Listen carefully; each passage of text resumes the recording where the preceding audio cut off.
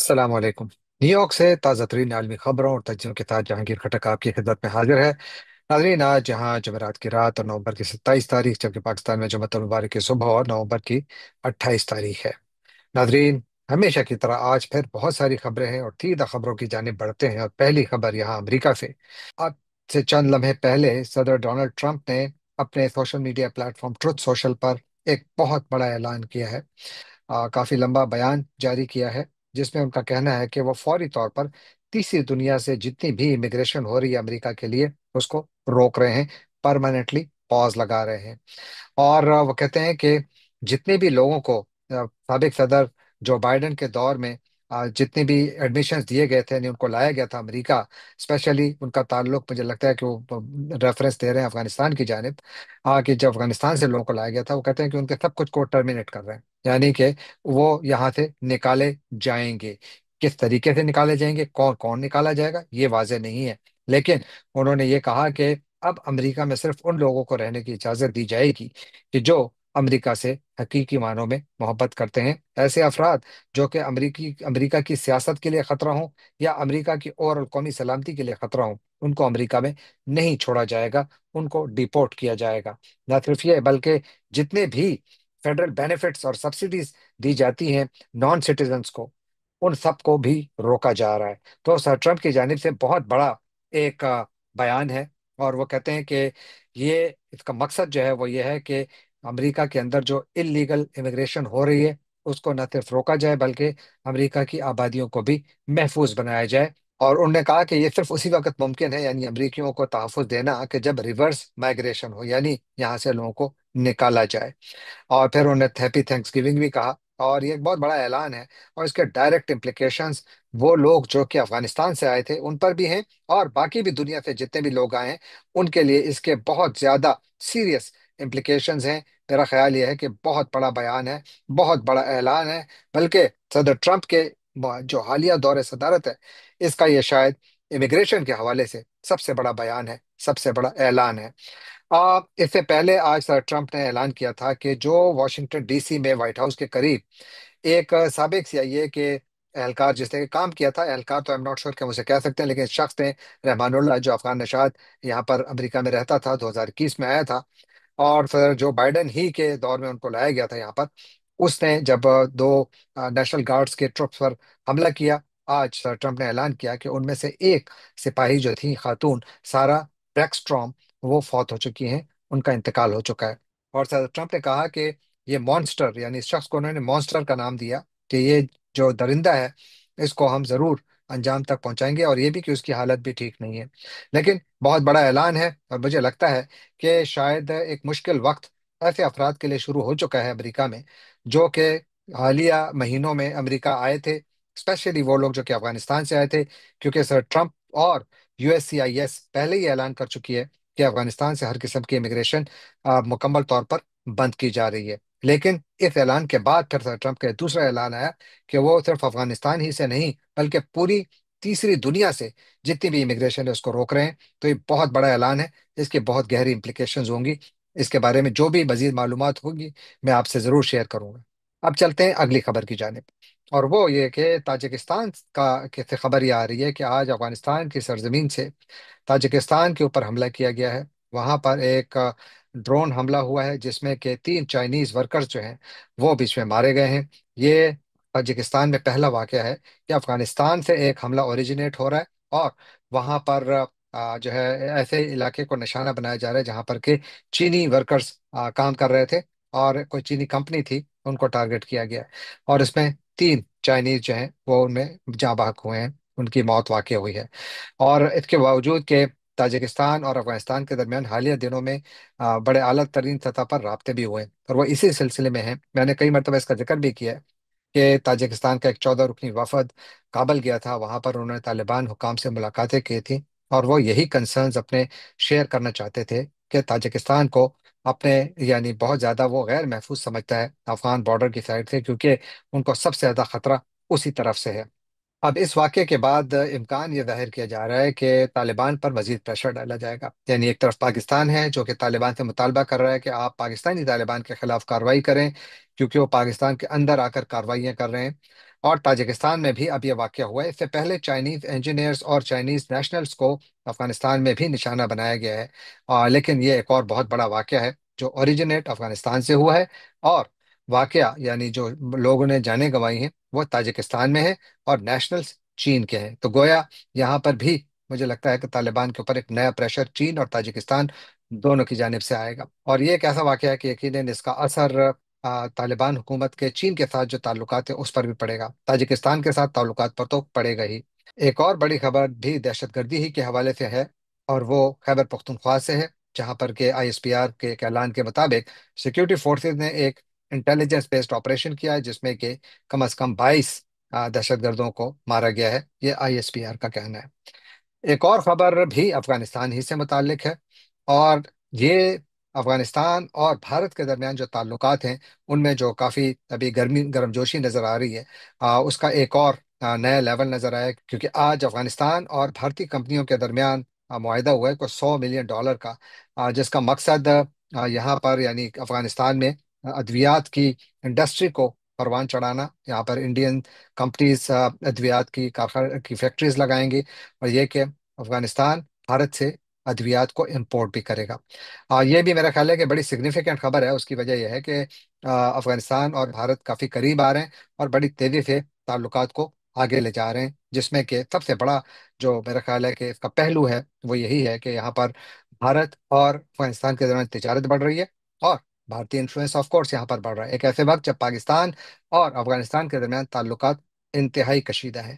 اس معاہدے کے نتیجے میں ایک اور جو بڑا اس کا اثر ہوگا وہ یہ ہے کہ اب تک افغانستان کی ادویات کی بڑی ضرورت جو ہے وہ پاکستان سے پوری ہوتی تھی، پاکستانی جو فارماسیوٹیکل کمپنیز ہیں وہ افغانستان اپنا مال بیچتی تھیں، لیکن کچھ دن پہلے افغانستان کے نائب وزیر اعظم ملا غنی برادر، انہوں نے افغان تاجروں کو کہا تھا کہ آپ پاکستان سے 3 مہینے کے اندر اندر تمام ادویات کی امپورٹ بند کر دیں۔ ان کا کہنا تھا کہ پاکستانی ادویات کی کوالٹی ٹھیک نہیں ہے، اور اس کے بعد یعنی ابھی 3 مہینے نہیں، ابھی تو میرا خیال ہے 2 ہفتے بھی نہیں ہوئے کہ ان کا یہ اعلان سامنے آیا تھا، اور افغانستان اور جو بھارت ہیں وہ بہت تیزی سے جو فارماسیوٹیکل سیکٹر ہے جہاں پر کہ افغانستان کو ادویات کی ضرورت ہے، بھارت وہ ان کی ضرورت پوری کرے گا، وہاں پر انویسٹمنٹ بھی آئے گی، اور اس کے نتیجے میں جو پاکستان کا مارکیٹ شیئر ہے میرا خیال ہے وہ تقریباً ختم ہو جائے گا، کیونکہ تجارت رکی ہوئی ہے، اور تجارت روکنے والا اور کوئی نہیں پاکستان خود ہے، اور اس کا یقیناً سب سے بڑا نقصان پاکستانی تاجروں کو ہوگا، جن کے پاس پہلے سے جو ان کی مارکیٹ ہے، ویسے تو مارکیٹ پوری دنیا کی کھلی ہے،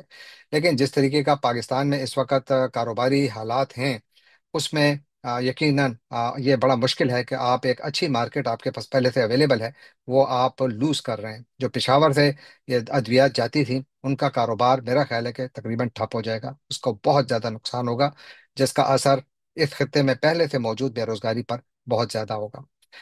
ایک اور بڑی خبر آج کی جو شہ سرخیوں میں ہے وہ جو اس کا میں نے کل بھی ذکر کیا تھا کہ 27ویں آئینی ترمیم کے تحت اب باقاعدہ chairman joint chiefs of staff committee کا جو ادارہ ہے یا دفتر ہے وہ ختم ہو گیا ہے، اور اب چیف آف ڈیفنس فورسز کا دفتر ایکٹیو ہو گیا ہے، جس کے سربراہ فیلڈ مارشل عاصم منیر ہیں، لیکن جب تک میں ریکارڈنگ کر رہا ہوں ان کا ابھی تک نوٹیفیکیشن نہیں ہوا۔ گویا اس وقت پریکٹیکلی پاکستان کا چیف آف ڈیفنس فورسز کاغذوں میں تو ہے، لیکن جو آئینی طور پر موجود نہیں ہے، یہ ایک خلا ہے، کہتے اس کو اتنا زیادہ ہونا نہیں چاہیے تھا، ایک ایسے وقت جب پاکستان کے اس خطے میں باقی ملکوں کے ساتھ تعلقات ٹھیک نہیں ہیں، اسپیشلی افغانستان اور بھارت۔ یہاں پر جس طرح میں نے کل بھی عرض کیا تھا کہ جو chairman joint chiefs of staff committee کا جو یہ دفتر تھا یا ادارہ تھا، یہ 1976 میں سابق وزیر اعظم ذوالفقار علی بھٹو کے دور میں بنایا گیا تھا، اور اس کے تحت جو ریپرزینٹیٹیوز آف نیوی، ایئر فورس اور آرمی اس کے تحت کام کرتے تھے، اور ان کے ساتھ بیسیکلی اس دفتر کا کام کوآرڈینیشن کا تھا۔ اب یہ دفتر ختم ہو کر چیف آف ڈیفنس فورسز کے ماتحت یہ سارے دفاتر چلے گئے ہیں، یعنی آرمی، نیوی اور ایئر فورس یہ سارے کے سارے ایک شخص کی کمان میں ہوں گے، اور وہی چلائے گا اس کو، جو چیف آف آرمی اسٹاف بھی ہوگا، جو کہ اس وقت عاصم منیر صاحب ہیں۔ یہ ایک ایسا دور میرا خیال ہے پاکستان میں شروع ہو چکا ہے، جس میں فی الحال تو عاصم منیر بحیثیت chief of defence forces notify نہیں ہوئے، لیکن ہونے والے ہیں، اور اس کے نتیجے میں جو پاکستان میں جو نیا ملٹری سٹرکچر سامنے آئے گا اس کے بارے میں بہت بڑے بڑے سوالات ہیں۔ कुछ सवालात मैंने कल उठाए थे, कुछ सवालात मैं आज भी उठाता हूँ कि अभी तक, जब तक हम ये बात कर रहे हैं, हमें ये तो मालूम है कि चीफ ऑफ डिफेंस फोर्सेस का एक दफ्तर बन गया है, एक नया ओहदा आ गया है, इसको आईनी प्रोटेक्शंस हासिल हैं। वैसे भी फील्ड मार्शल साहब को तमाम आईनी इस्तिस्ना हासिल है, ऐसा इस्तिस्ना जो कि पाकिस्तान के उलमा की नज़र में गैर शरई है। लेकिन ये वादे नहीं कि अब ये इस्तिस्ना के बावजूद जब ये अपनी पोजीशन पर आएंगे तो पाकिस्तान किस दौर में दाखिल होगा। इसी 27वीं आईनी तरमीम के तहत एक नया office, commander of national strategic command, जो है वो बनाया जा रहा है या बन चुका है, जिसकी सरबराही एक 4 स्टार जनरल करेगा। अभी तक उसका भी कोई ऐलान नहीं हुआ कि कौन होंगे। और जो सीएनएससी या commander of national strategic command है, वो पाकिस्तान के न्यूक्लियर एसेट्स और स्ट्रेटेजिक ऑपरेशंस को मुकम्मल तौर पर ओवरसी करेगा। और ये भी बहुत अहम ओहदा है, लेकिन ये डायरेक्टली रिपोर्ट करेगा चीफ ऑफ डिफेंस फोर्सेस को। तो पाकिस्तान की मिलिट्री के अंदर इतनी बड़ी तब्दीली हालिया 5 दहाइयों में नहीं देखी गई। और इसके बारे में, चूंकि इसके ऊपर आप देखिए कि जिस तेजी से 27वीं आईनी तरमीम लाई गई, इसके ऊपर कोई बहस नहीं हुई। यानी पाकिस्तान के पार्लियामान के अंदर तो बहस छोड़ दें, वो तो रबर स्टैंप है। वहां पर तो बहुत सारे मेंबरान पार्लियामेंट अपने ज़मीर जो है वो तश्तरियों में लिए फिरते हैं कि कोई अच्छा खरीदार मिले और वो बेच देते हैं। और यही हुआ, यही हमने देखा। और इसीलिए इस पर कोई बहस नहीं हुई। किसी भी मुल्क में जब भी इतनी बड़ी तब्दीली लाई जाती है तो उस पर तो कई महीनों तक बहस की जाती है। लेकिन ये जिस तरीके से एक पर्सन स्पेसिफिक अमेंडमेंट लाई गई, तो इसीलिए इसके हवाले से बड़े सवालात उठाए जा रहे हैं। ये जो नई तब्दीली आई है, इसके तहत पाकिस्तान एयरफोर्स और Pakistan navy direct chief of defence forces के मातहत इदारे बन जाएंगे, जिससे कि इनके जो इंस्टीट्यूशनल रोल है पाकिस्तान के ओवरऑल डिफेंस में, वो कम हो सकता है। क्योंकि इनकी जो भी राय हो, शायद उसको ओवरराइड कर सकता है चीफ ऑफ डिफेंस फोर्सेस।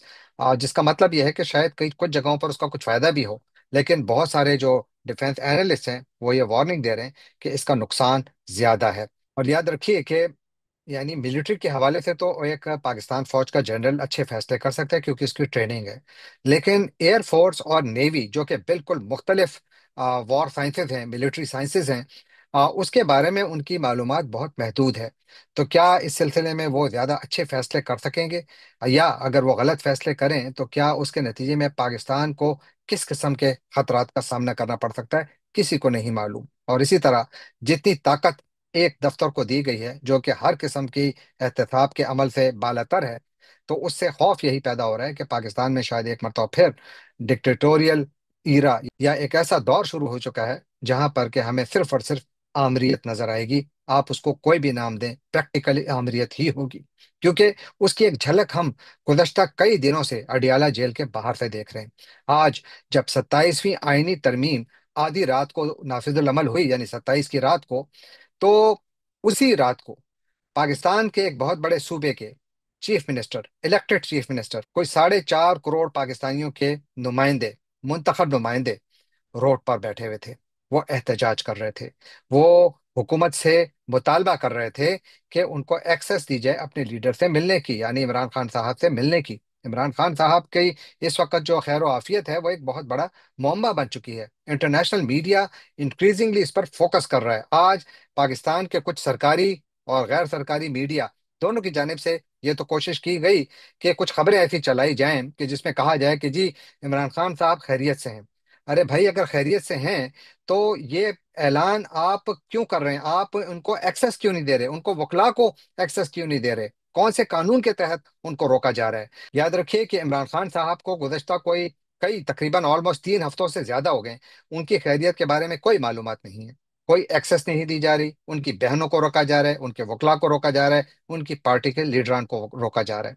और यही इसीलिए हमने देखा कि कल जो खैबर पख्तूनख्वा के चीफ मिनिस्टर हैं सोहेल आफरीदी, वो अपनी काबीना और पीटीआई के काफी लीडरान के साथ वहां पहुंचे। महमूद खान चकजई भी वहां पर थे और वहां पर उन्होंने धरना दिया। उन्होंने सारी रात रोड पर गुजारी। और उनका मुतालबे बेसिकली 3 हैं। एक तो वो ये कह रहे हैं कि फौरन इमरान खान साहब से जो मुलाकात ना कराने की वजह है, उसकी वजह तहरीरी तौर पर बताई जाए। क्योंकि याद रखिए कि इस्लामाबाद हाई कोर्ट ने बाकायदा हुक्म दिया है कि इनकी मुलाकात कराई जाए इमरान खान से। दूसरा ये कि इमरान खान की सेहत के मुतालिक यकीन दहानी कराई जाए। और तीसरा ये कि वजीर आला समेत जितने भी इनके पीटीआई के लीडरान हैं, उनकी मुलाकात भी कराई जाए इमरान खान से। लेकिन रियासत है कि खामोश है, रियासत है कि टस से मस नहीं हो रही। वो रियासत जो कि बुनियादी तौर पर उसकी तरतीब नौ हो चुकी है 27वीं आईनी तरमीम के तहत, और अब आज के बाद जो भी कुछ होगा, पाकिस्तान के ताकतवर तरीन शख्स के पर उसका इल्जाम आएगा, क्योंकि सारी ताकत उनके हाथ में है, चाहे वो ये सब कुछ करा रहे हों या न करा रहे हों। चूंकि उनके पास अब एक आईनी ओहदा आ गया है, तो इसलिए उनके ऊपर यही इल्जाम लगेगा कि जनाब, ये आपकी इस ताकत में, जहां पर कि आप पाकिस्तान के सफेद और स्याह के मालिक बनकर बैठ गए हैं, आपके दौर में अब जो भी कुछ होगा, जिम्मेदारी आप पर होगी। शहबाज शरीफ या उनकी काबीना, मेरा नहीं ख्याल कि उनकी ये ताकत भी है कि वो सब कुछ करा सकें या तब्दील करा सकें। ये सब कुछ कहीं और से कंट्रोल हो रहा है। सबको मालूम है कि कहाँ इल्जाम जाएगा। इल्जाम वही जाएगा जहां सारी ताकत गई है, हमेशा के लिए। जहां ताकत सबसे ज्यादा होती है, सबसे ज्यादा उसी की स्क्रूटिनी होती है। कल भी मैंने कहा था। तो ये एक बहुत डेंजर सिचुएशन बन रही है। आज यूनाइटेड नेशन ने for the first time Imran Khan की सेहत के हवाले से जो अफवाहें गर्दिश कर रही हैं, इंटरनेशनल मीडिया भरा हुआ है। कोई कहता है कि वो इस दुनिया में नहीं है, कोई कहता है वो बीमार हैं, उनको कहते हैं कि जो है बिल्कुल अलहदा, यानी कि सॉलिटरी कन्फाइनमेंट में रखा हुआ है। हर किस्म की खबरें गर्दिश कर रही हैं, क्योंकि एक्सेस नहीं दी जा रही। क्यों नहीं दी जा रही? इसकी भी कोई एक्सप्लेनेशन नहीं दे रहा, यानी लीगल एक्सप्लेनेशन नहीं दे रहा। इसका मतलब क्या हुआ? इसका मतलब ये हुआ कि पाकिस्तान में जंगल का कानून इस वक्त कायम हो चुका है। ये ना आइन को मानते हैं, ना कानून को मानते हैं, ना अदालतों को मानते हैं, ना पाकिस्तानियों की आवाज को सुनना चाहते हैं। और उसके नतीजे में यहाँ पर मेरा ख्याल है कि एक बहुत बड़ा टकराव के लिए महाज बन रहा है, बल्कि बन चुका है। और इसके नतीजे में सबसे बड़ा नुकसान, मैं कई मरतबा कह चुका हूं, कि पाकिस्तान के उन इदारों को होगा जो कि इस वक्त पाकिस्तान के सियाह और सफेद के मालिक बन बैठे हैं। इनको सबसे ज्यादा नुकसान होगा, और पाकिस्तान को नुकसान होगा, क्योंकि पाकिस्तान के एक इंतहाई अहम फेडरेटिंग यूनिट के मुंतखब वजीर आला को जिस तरीके से मिसट्रीट किया जा रहा है, ये उसकी मिसट्रीटमेंट नहीं है, ये उसकी इंसल्ट नहीं है, ये 4.5 करोड़ पाकिस्तानियों की इंसल्ट है जो खैबर पख्तूनख्वा में बसते हैं, चाहे उनका ताल्लुक किसी भी पार्टी से हो। क्योंकि जो सोहेल आफरीदी मांग रहे हैं, जो इमरान खान की बहनें मांग रही हैं, वो सब लीगल है, कोई चीज इलीगल नहीं है। और जवाब नहीं है। तो इसलिए मेरा ख्याल है कि पाकिस्तान एक ऐसी बंद गली की तरफ जा रहा है कि जहां पर शायद पाकिस्तान में कोई बहुत बड़ा हादसा हो सकता है। खुदा ना करे, मेरी ये दुआ है कि ऐसा ना हो, लेकिन ऐसा हो सकता है। यही वजह है कि पाकिस्तानियों की एक रिकॉर्ड तादाद मुल्क छोड़कर जा रही है। हालिया दिनों में जो बरतानिया से आदाद शुमार आए हैं, उनके मुताबिक दुनिया से जितने भी लोग वहां पर असाइलम ले रहे हैं, यानी पनाह गुज़ीन की पनाह के लिए दरखास्तें जो आ रही हैं, सबसे ज्यादा दरखास्तें पाकिस्तान से आ रही हैं। क्यों आ रही हैं? कभी सोचा है किसी ने? नवाज शरीफ साहब का अपने वहां पर महल नुमा अपार्टमेंट भी है, बैठे हुए हैं वहां पर, अय्याशी कर रहे हैं। लेकिन कभी ये भी पूछें, कभी ये भी सोचें कि उनके भाई की हुकूमत और उनकी बेटी की पंजाब की हुकूमत, वहां की कारकर्दगी क्यों इतनी मिसाली है कि लोग वहां से भाग भाग कर जा रहे हैं और पनाह लेने पर मजबूर हैं। न सिर्फ बरतानिया बल्कि दुनिया भर में पाकिस्तानी छोड़कर जा रहे हैं। और इसी वजह से हालिया दिनों में मुसलसल ये खबरें आ रही हैं कि एफआईए लोगों को जहाजों से ऑफलोड कर रही है। मुझे एक साहब ने बाकायदा एक ईमेल भेजा, उन्होंने कहा जी कि आप देखिए कि कम अज कम, ये उनका वो था कि कम अज कम, और वो उनका ताल्लुक साबिक फौजी है, वो कहते हैं कि कम अज कम 40,000 लोगों को अब तक रोका जा चुका है, कि वो जो है जहाजों पर बैठते हैं, कहीं बाहर जा रहे होते हैं, उनको रोक दिया जाता है, ऑफलोड कर देते हैं। जबकि एफआईए की जानिब से आज एक मरतबा फिर पाकिस्तान का एक बड़ा अखबार है डॉन, और मुझे बड़ा अफसोस होता है कि डॉन कितना कंप्रोमाइज हो चुका है, कि वहां पर उन्होंने एफआईए का पूरा वर्जन छाप दिया, लेकिन एक इन्वेस्टिगेटिव रिपोर्ट ऐसी नहीं छापी कि जहां पर वो कम से कम इस बात को भी यानी उजागर करें कि कितने पाकिस्तानी गुज़श्ता 3 साढ़े 3 सालों में मुल्क छोड़कर गए हैं, कितने पाकिस्तानियों को प्लेन से ऑफलोड किया गया है, और कितने पाकिस्तानियों का फ्यूचर इस तरीके से तबाह किया गया है। मेरा ख्याल है कि यह भी एक बहुत ज्यादा सीरियस मामला है। एफआईए का बिल्कुल हक है, क्योंकि पाकिस्तान ही से गैर कानूनी तौर पर भी लोग दूसरे ममालिक में दाखिल होते हैं, और यकीनन पाकिस्तान के ऊपर प्रेशर है, पाकिस्तान का एक ऑब्लिगेशन भी है कि ऐसे लोगों को रोके।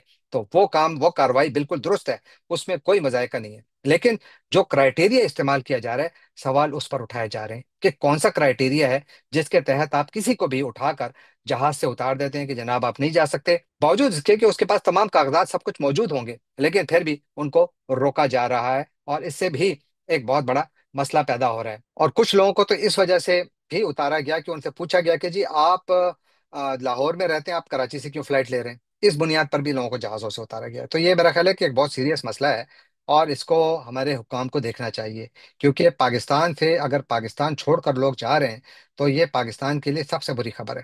اور اس پر قابو پانے کا ایک ہی طریقہ ہے کہ یہاں پر انصاف ہو، وہ انصاف جو کہ سہیل آفریدی اڈیالہ کی روڈ پر بیٹھ کر ڈھونڈ رہے ہیں، یا وہ انصاف جو کہ کسی بھی علاقے کا پاکستانی باہر جانے کے لیے، اپنا ایک فیوچر بنانے کے لیے ایئرپورٹ پہنچتا ہے اور اس کو وہ انصاف نہیں ملتا، صرف اس وجہ سے کہ ایف آئی اے کے ایک افسر کو یہ یقین نہیں آ رہا کہ اس کا ویزا جو کہ ایک فورن گورنمنٹ نے دیا ہے وہ ٹھیک نہیں ہے، یا اس کی انٹینشنز ٹھیک نہیں ہے۔ تو شاید سسٹمز کو بہتر بنانے کی ضرورت ہے، اور یہ کہ یہ جس طریقے سے لوگوں کو آف لوڈ کیا جا رہا ہے، لوگوں کے فیوچر کے ساتھ کھیلا جا رہا ہے، اس کو روکنا چاہیے، اس پر توجہ دینی چاہیے۔ جانے سے پہلے آپ سے ایک مرتبہ پھر درخواست کہ آپ ہمارے چینل کو سبسکرائب کیجیے، لائک کیجیے، شیئر کیجیے، کامنٹ کیجیے، اور بیل آئیکن کو کلک کرنا نہ بھولیے گا۔ آپ کا بہت بہت شکریہ۔